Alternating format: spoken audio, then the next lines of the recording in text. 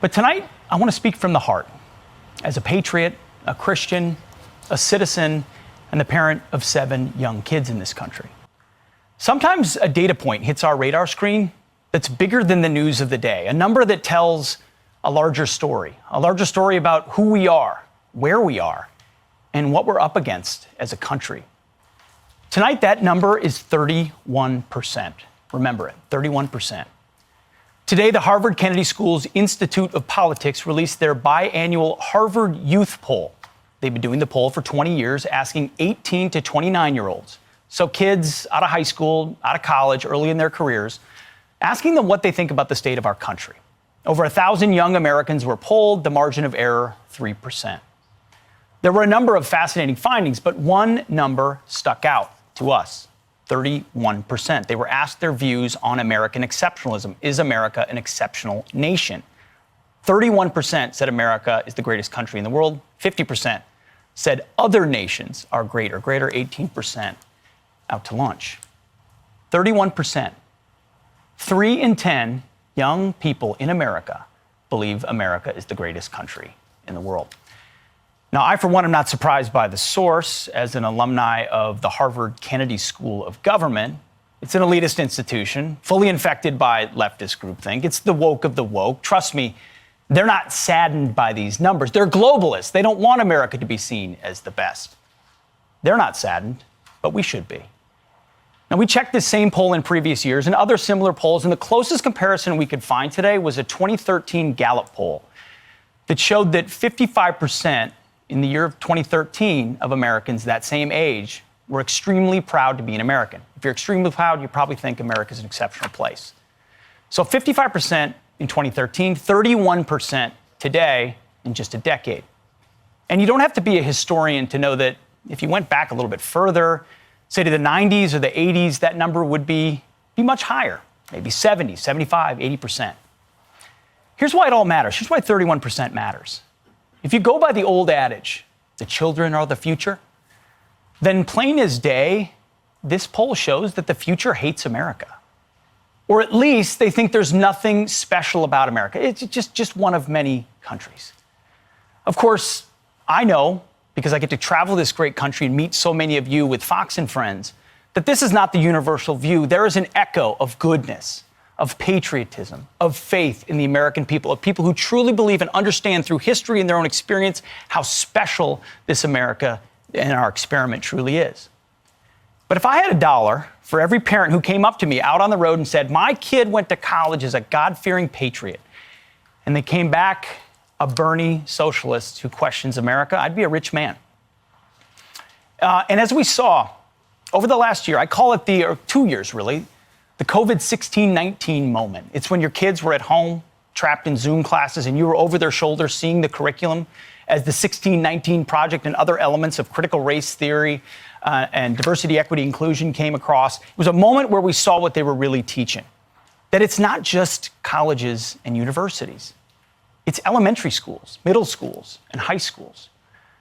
One of my mentors at Princeton University when I was an undergraduate, he's the constitutional law professor there at Princeton University. His name is Robbie George.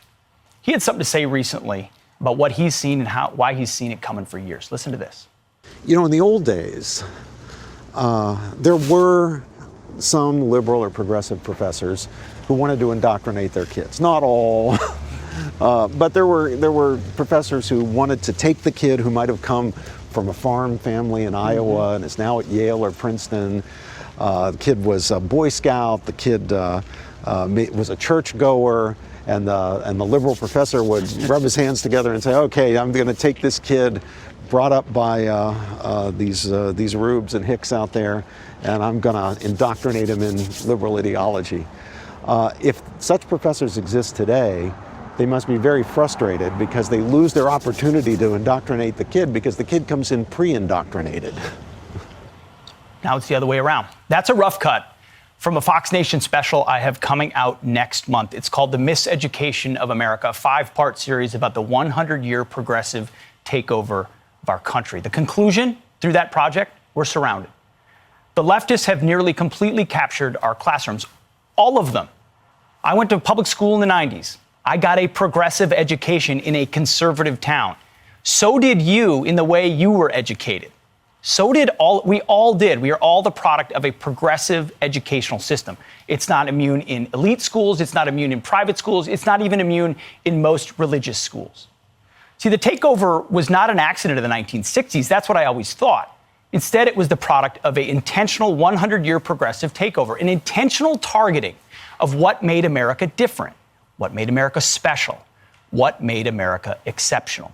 Today, 31%. You see, America was founded on Western Christian principles. Our founders, the product of the fusion, the beauty, the brilliance of Athens and Rome and Jerusalem. They knew and understood the Bible inside and out. They knew Latin. They understood the classics. They understood human nature, who we are as sinful creatures. They built sinful creatures hell-bent on power and greed. They built a system, the first in human history, designed to restrain government and protect God-given rights for the individual, life, liberty, and the pursuit of happiness, if we can keep it. So while for decades, patriots and conservatives fought for good things like free markets and defeating communists and Islamists, the left focused on culture and classrooms. They specifically targeted the way we educate our young people by focusing on removing the most important ingredients. They knew our Judeo-Christian faith and tradition were the key to our human freedoms. Our founders understood that. George Washington talked about it. So the progressives knew they had to get rid of it. They wrote it all down. Men like John Dewey and magazines like The New Republic. Education for the youngest was their obsession in the early 20th century, the early progressives. They built an entire school system predicated on the idea. It's called the Gary Plan. My guess is you've never heard of it. I hadn't either before this. They knew they couldn't remove God immediately because Americans were tethered to it. So they had to replace it with a new allegiance. What was it for the progressives early on? The flag. They instituted a new pledge called the Bellamy Salute. Francis Bellamy wrote it. He was a socialist. The original pledge did not say under God. That was added by Eisenhower in the 50s during the Cold War. They wanted to replace God with the flag. Later, they would discard that. The Frankfurt School showed up in the 1940s, a bunch of Marxist professors with a new theory called critical theory. Their premise was to deconstruct Western civilization. Where did they land? Columbia University, the most influential teachers' college still in America today. Now, shortly thereafter, the Supreme Court did its work, formally removing prayer in school and Bible reading. Teachers' unions, the most powerful unions in America today, the NEA and AFT, they were not initially formal unions before the 60s. They were soon captured by Marxists as well. The first president these education unions ever endorsed? Jimmy Carter. And he made them a promise that he would create a federal Department of Education. So the NEA created the Department of Education, and we never did get rid of it. The most popular textbook in America for the past 40 years, Howard Zinn's A People's History. It is literally American history if it was written by the Soviet Union. It is the best. It's been the bestseller as a textbook for 40 years. If it's not a textbook, it is used in our textbooks. So the progressives removed God. Marxists took over education. Marxists write our history. And then Democrats are in bed with them because they get elected by the power of the unions. And now, with the flag and patriotism having served their purpose, it's time for them to go too. Enter critical race theory, which is the follow-on to critical theory, the 1619 Project, and full-blown anti-Americanism. See, the point of liberal arts, according to our founders, was to liberate minds. Today it means to capture minds and tear down what makes us great. We're definitely behind the curve. As Andrew Breitbart said, politics is downstream of culture. As my pastor, Chris Durkin, said a couple of months ago, culture is downstream of faith. We used to worship an almighty God. Now we worship an almighty government and a false utopian promise. No wonder we are where we are. There is a way to fight back and not enough time to talk about it tonight. I'll leave that for the special that's coming next month.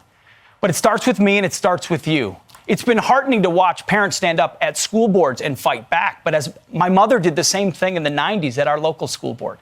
Did things change? Not really. It's kind of like charging fortified machine gun nests with Nerf guns. It's not going to work. We honor the charge, but it's not changing a system that's totally fortified.